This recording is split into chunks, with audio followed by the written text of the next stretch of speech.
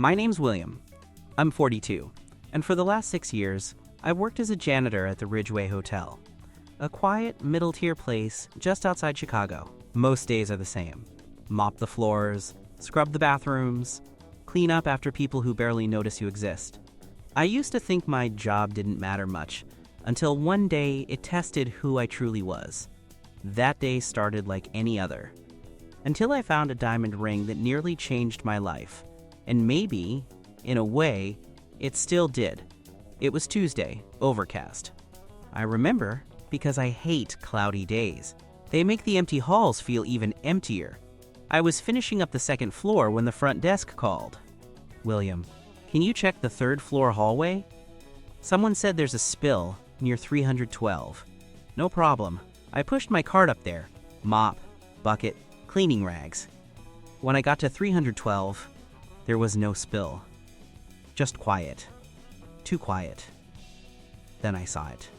Something was glinting near the wall, right by the door. At first, I thought it was just a coin or a bottle cap catching the light.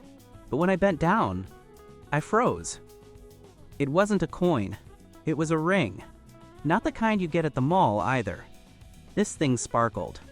Gold band. Diamond centerpiece. Real diamond. The kind of ring people propose with in movies. I looked around. Nobody. The hallway cameras on this floor had been broken for weeks. No guests had checked into that room for over 10 days. It was just me and that ring. My heart started pounding. You ever have one of those moments where your brain splits into two voices? One whispering, "Do the right thing."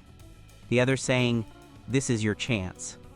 Because let me tell you, rent was due in 4 days.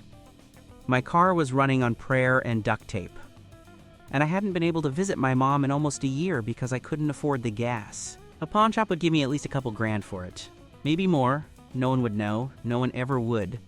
I slipped it into my pocket, just to think. But the longer it sat there, the heavier it felt, like a brick in my conscience. Something about it didn't feel right. I walked back to my cart, pulled it out again, stared at it under the fluorescent light. It looked too perfect. Too clean. Like it belonged to someone who really cared about it. And for some reason I couldn't shake the thought that maybe it wasn't lost by accident. I decided to take it to my manager, Damos. He's a tall, serious man, ex-military, clean-shaven, always smells like coffee and paperwork. Not the kind of guy you joke around with. I knocked on his office door. "Come in."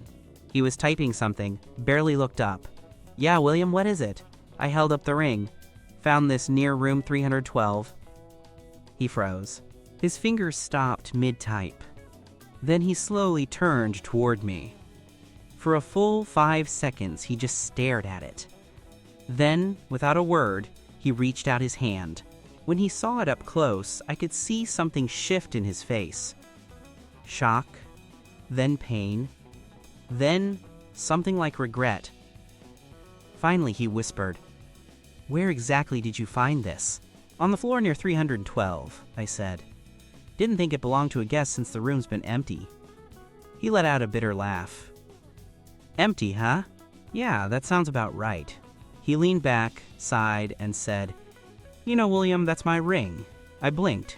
"Yours?" "Yeah. Bought it yesterday," he said quietly. "Spent half my savings on it. It was supposed to be for my wife." He paused. Then his voice cracked just a little. "But when I came home last night, I found her with someone else." Silence. I didn't know what to say.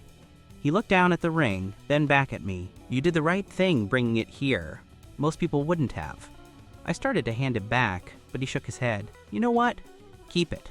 "Sir, he interrupted. "No, I mean it. I don't need it anymore." Then, half smiling in the saddest way possible, he said, "Guess honesty deserves something once in a while." And just like that, he turned back to his desk. I walked out of the office feeling a mix of guilt, sadness, and disbelief. I put the ring back in my pocket, but this time, it felt even heavier. Later that night, as I was locking up the storage closet, a guest approached me. An older woman, dressed nicely but with red eyes like she'd been crying. "Excuse me," she said, "has anyone by any chance found a ring here today? I think I lost mine near the elevators." My stomach dropped. "What kind of ring?" I asked. She described it perfectly. Gold band, diamond centerpiece, engraved initials, L+D. I froze. Those initials matched the nameplate on my boss's office door. Deimos and Linda. I didn't know what to do. She was his wife. The same woman he said betrayed him. She looked at me with this desperate hope, and I lied. I told her no one had turned in a ring today. She sighed, thanked me anyway, and walked off slowly.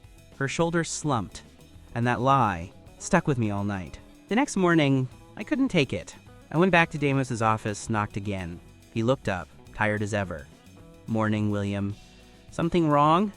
I put the ring on his desk. "I can't keep it," I said. "I ran into your wife last night. She was looking for it." He didn't react right away. Then he smiled faintly and said, "Of course she was. That's Linda for you." He picked up the ring, looked at it one last time, then dropped it into his desk drawer. "Thank you, William. Really." I turned to leave, but he said something I'll never forget. You know, honesty's a weird thing. Costs you a lot sometimes. But in the end, it's the only thing that still shines when everything else falls apart. It's been 3 months since that day. Deimos quit the hotel not long after. Rumor is he moved to another state to start fresh. As for me, I'm still here. Still cleaning floors. Still invisible most of the time, but every now and then when I catch a glint of something shiny on the floor, even just a coin, I remember that ring. Not for what it was worth, but for what it taught me. Sometimes doing the right thing doesn't make you rich. It just makes you right. And in a world like this one, that's worth more than gold,